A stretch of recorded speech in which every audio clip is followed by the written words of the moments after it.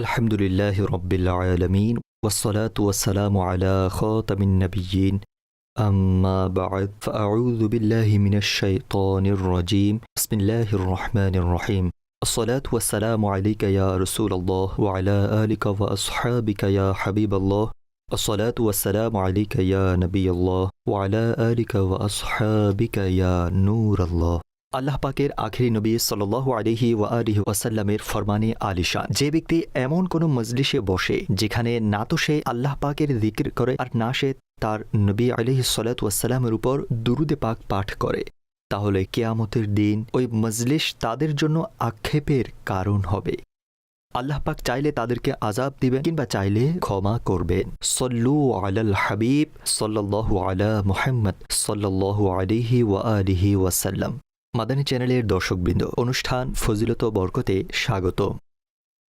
আজকের আমাদের এই পর্বের বিষয় হল খোদাভীতির ফজিলত ও বরকত। ইনশাআল্লাহুল কারীম, যাতে আমরা খোদাভীতির ফজিলত ও বরকত, খোদাভীতি কিভাবে অর্জন করা যায় এবং পূর্বসূরীদের খোদাভীতির ব্যাপারে শুনব। আলহামদুলিল্লাহিল কারীম, আমরা মুসলমান, আর আমাদের এই আকীদা আছে যে একদিন এই দুনিয়া থেকে যেতে হবে, আর আখিরাতে নিজেদের আমলের এবং কিয়ামতের দিন নিজেদের আমলের হিসাব দিতে হবে।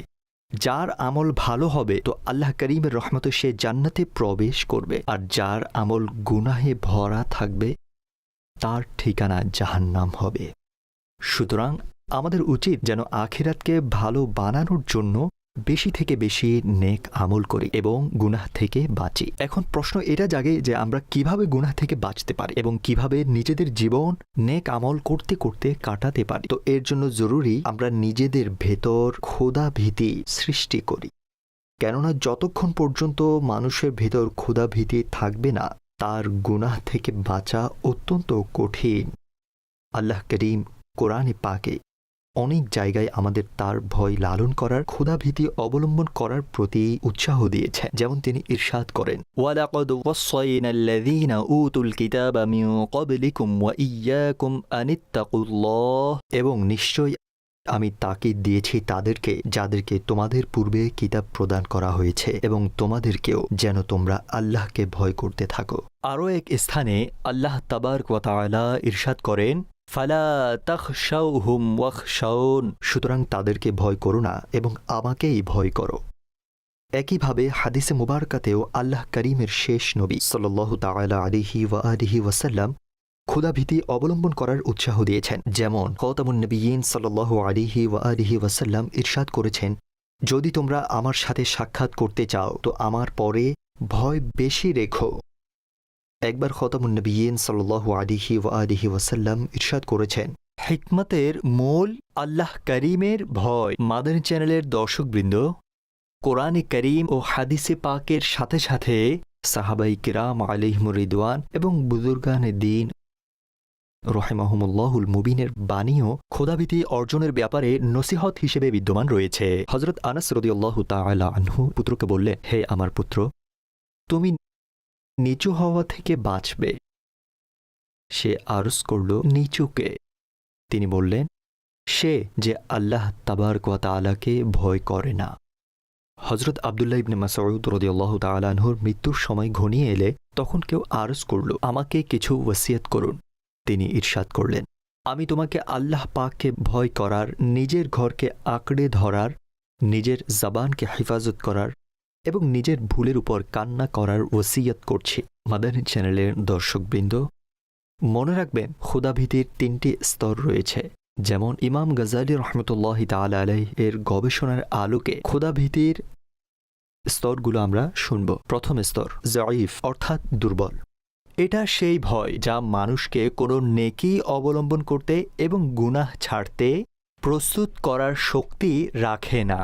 যেমন জাহান্নামের শাস্তির অবস্থা শুনে কেবল সামান্য কেঁপে উঠে থেকে যাওয়া এবং আবারও উদাসীনতা ও পাপাচারে লিপ্ত হয়ে যাওয়া। দ্বিতীয় মুতাদিল, অর্থাৎ মধ্যম মাঝারি। এটা সেই ভয় যা মানুষকে কোনো নেকি অবলম্বন করতে এবং গুনাহ ছাড়তে প্রস্তুত করার শক্তি রাখে। যেমন আখিরাতের আযাবের সতর্কবাণী শুনে এসব থেকে বাঁচার জন্য বাস্তবিক চেষ্টা করা এবং এর পাশাপাশি আল্লাহ করিমের নিকট রহমতের আশা রাখা। তৃতীয়, কবি অর্থাৎ মজবুত।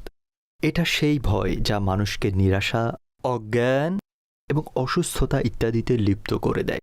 যেমন আল্লাহ পাকের আযাব ইত্যাদির আলোচনা শুনে নিজের ক্ষমা থেকে নিরাশ ও হতাশ হয়ে যাওয়া। এই সবগুলোর মধ্যে উত্তম স্তর হল মধ্যমটি। কেননা ভয় এমন এক চাবুক অর্থাৎ পশুকে মারার লাঠির মতো, যা কোনো পশুকে দ্রুত চালানোর জন্য মারা হয়। সুতরাং যদি ওই লাঠির আঘাত এত দুর্বল হয় যে পশুর হাঁটার জন্য একটুও দ্রুততা আসলো না, তাহলে সেটার কোনো ফায়দা নেই। পক্ষান্তরে এই লাঠির আঘাত এত শক্তিশালী হয় যে পশু এটা সহ্য করতে পারে না এবং এতটাই আহত হয়ে যায় যে তার পক্ষে চলাই অসম্ভব হয়ে পড়ে, তবে এটাও উপকারী নয়। আর যদি এটা পরিমিত হয় অর্থাৎ মাঝারি হয়, অর্থাৎ পশুর গতিতেও বৃদ্ধি পায় এবং সে আহত না হয়, তাহলে এই আঘাত এবং এই মার অত্যন্ত উপকারী। মাদানী চ্যানেলের দর্শকবৃন্দ, আমাদের অন্তরে ক্ষুধাভীতি কেন থাকা উচিত? এর জন্য তো এটাই যথেষ্ট যে আল্লাহ করিম আমাদের খালিক ও মালিক।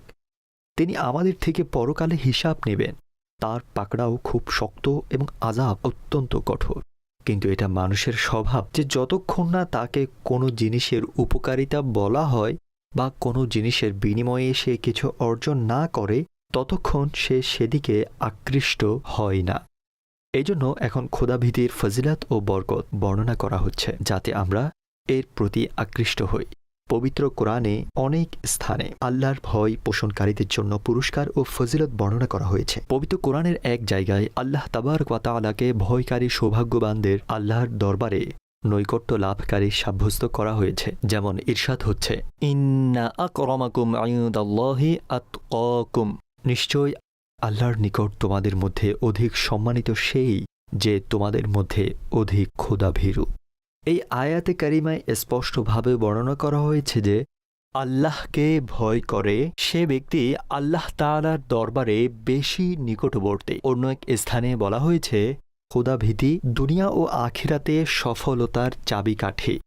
যেমন ইরশাদ হচ্ছে, আল্লাযীনা আমানু ওয়া কানু ইয়াত্তাকুন লাহুমুল বুশরা ফিল হায়াতিদ দুনিয়া ওয়া ফিল আখিরাহ। ওইসব লোক যারা ঈমান এনেছে এবং ক্ষুধাভীতি অবলম্বন করে, তাদের জন্য সুসংবাদ রয়েছে পার্থিব জীবনে এবং পরকালে। সুতরাং জানা গেল, যেসব লোক আল্লাহ পাককে ভয় করে এবং নেক আমল করে, ওই সব লোকেরা দুনিয়ার মধ্যে এবং আখিরাতেও সফল হবে।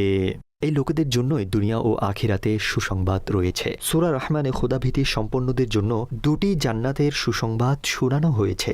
যেমন আল্লাহ তাআলা ইরশাদ করেন, ওয়ালিমান খাফা মাকামা রাব্বিহি জান্নাতান, এবং যে আল্লাহর দরবারে দাঁড়ানোকে ভয় করে তার জন্য দুটি জান্নাত রয়েছে। আসুন একটি ঘটনা শুনি। মুসলমানদের দ্বিতীয় খলিফা ফারুকে আজম রাদিয়াল্লাহু তাআলা আনহুর মুবারক যুগে এক যুবক খুব মুত্তাকি ও পরহেজগার এবং ইবাদত গুজার ছিল।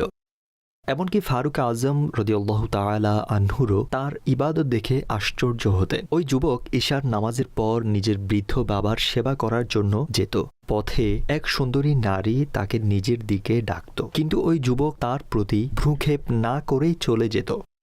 অবশেষে একদিন ওই যুবকের উপর শয়তান প্রভাব বিস্তার করল এবং সে ওই নারীর ডাক শুনে তার দিকে খারাপ উদ্দেশ্যে অগ্রসর হল।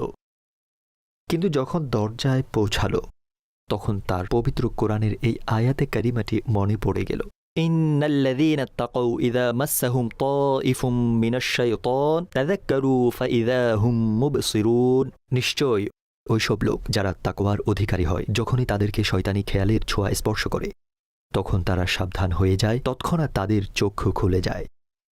এই আয়াতে কারিমা মনে আসতেই তার অন্তরে আল্লাহ কারিমের ভয়ের এমন প্রভাব পড়ল যে সে অজ্ঞান হয়ে মাটিতে পড়ে গেল।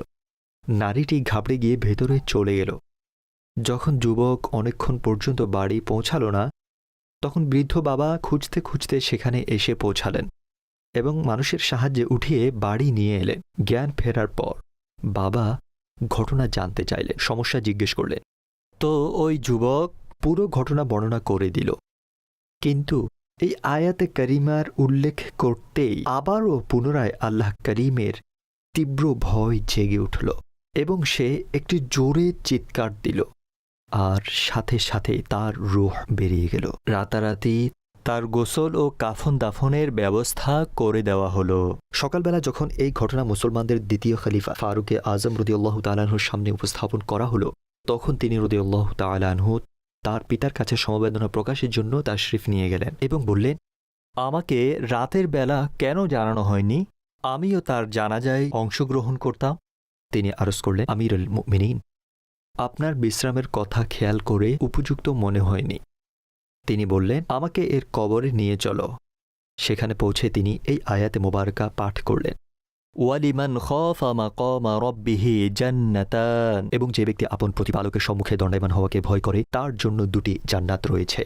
তখন কবর থেকে সেই যুবক উচ্চস্বরে ডেকে বলল, হে আমিরুল মুমিনিন, নিশ্চয়ই আমার রব আমাকে দুটি জান্নাত দান করেছেন। মাদানী চ্যানেলের দর্শকবৃন্দ, যেভাবে কোরআনে পাকে খোদাভীতির গুরুত্ব ও ফজিলত বর্ণনা করা হয়েছে, অনুরূপভাবে আল্লাহ করিমের আখিরি নবী সাল্লাল্লাহু আলাইহি ওয়াসাল্লাম নিজের মোবারক জবানে খোদাভীতির গুরুত্ব ও ফজিলত বর্ণনা করেছেন। হযরত আবু হুরায়রা রাদিয়াল্লাহু তাআলা আনহু থেকে বর্ণিত আছে, খাতামুন নবিয়্যিন সাল্লাল্লাহু আলাইহি ওয়াসাল্লাম ইরশাদ করেছেন, আল্লাহ করিম ইরশাদ করেন, আমাকে নিজের ইজ্জত ও জালালের কসম, আমি নিজের বান্দার উপর দুটি ভয় একত্র করব না, আর না তার জন্য দুটি নিরাপত্তা একত্র করব। যদি সে দুনিয়াতে আমার থেকে নির্ভীক থাকে তবে আমি কিয়ামতের দিন তাকে ভয়ে লিপ্ত করব, আর যদি সে দুনিয়ায় আমাকে ভয় করতে থাকে তবে আমি হাসরের দিনে তাকে নিরাপদে রাখব। মাদানী চ্যানেলের দর্শকবৃন্দ, খোদাভীতি রাখা বান্দার উপর আল্লাহ পাকের কেমন দয়া হবে! যে বান্দা এই দুনিয়ায় আল্লাহ পাককে ভয় করে, তো আখিরাতে আল্লাহ করিম তাকে নির্ভীক করে দেবে। কাল কিয়ামতের দিন তার কোনো প্রকার ভয় থাকবে না। যদিও কিয়ামতের দিন এমন ভয়াবহ দিন হবে যে প্রত্যেক বান্দা আল্লাহ পাকের গজবে কাঁপতে থাকবে। প্রত্যেকের কেবল এটাই চিন্তা থাকবে যে কোনোভাবে আজ আমি ক্ষমা পেয়ে যাই, আমার জান যেন বেঁচে যাক। কিন্তু যারা আল্লাহ তাবারক ওয়া তাআলার ভীতি সম্পন্ন হবে তাদের কোনো প্রকারের ভয় থাকবে না। মাদানী চ্যানেলের দর্শকবৃন্দ, প্রশ্ন এটা সৃষ্টি হয় যে নিজেদের ভেতর ক্ষুধাভীতি কিভাবে অর্জন করব, নিজের ভেতর ক্ষুধাভীতি কিভাবে সৃষ্টি করব? তো এর জন্য জরুরি সবার প্রথমে তো আল্লাহ করিমের দরবারে খাঁটি তওবা আর এই নিয়ামত অর্জনের দোয়া করি, অর্থাৎ আল্লাহ করিমের ভয় আমরা পেয়ে যাই, এই দোয়া করি। নাম্বার 2, কোরআনে আযীম আর হাদিসে পাকে খোদাভীতির যে ফজিলতগুলো বর্ণিত হয়েছে এগুলোকে নিজের চোখের সামনে রাখি, নিজের মনোযোগে রাখি, নিজের খেয়ালে রাখি।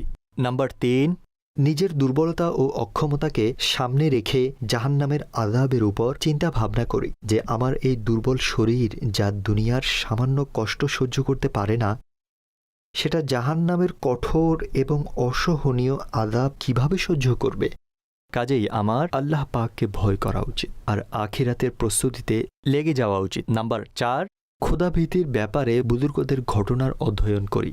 নাম্বার 5, এমন লোকেদের সান্নিধ্যে থাকি যারা ক্ষুধাভীতির মহৎ গুণে গুণান্বিত হবে। আর নাম্বার 6, এই 5টি বিষয় অর্জন করার জন্য আপনি দাওয়াত ইসলামের দ্বীনী পরিবেশের সাথে যুক্ত হন। দাওয়াত ইসলামের যে কাফেলাগুলো সফর করে, আপনি এই কাফেলাগুলোতে সফর করুন, নেক আমল সমূহের উপর আমল করুন, ইনশাআল্লাহুল করিম আপনার ক্ষুধাভীতি হাসিল হয়ে যাবে। আল্লাহ করিমের কাছে দোয়া করি, আল্লাহ করিম আমাদের তার ভয় নসিব করুন। আল্লাহ করিম আমাদের গুনাহ থেকে বাঁচার এবং নেকি করার তৌফিক দান করুন। আমিন বিজাহি খাতামিন নবিয়্যিন সাল্লাল্লাহু আলাইহি ওয়া আলিহি ওয়াসাল্লাম।